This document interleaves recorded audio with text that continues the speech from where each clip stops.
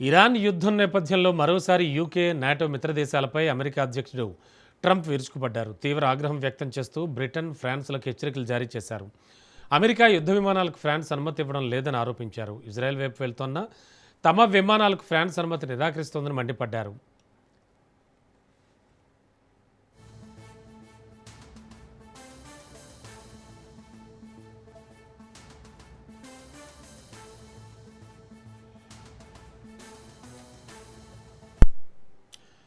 Iran దాడుల్లో అమెరికాకు సాయం చేయని దేశాలను ఉద్దేశిస్తూ వెళ్లి మీరు చమురు తెచ్చుకోండి అంటూ హెచ్చరించారు.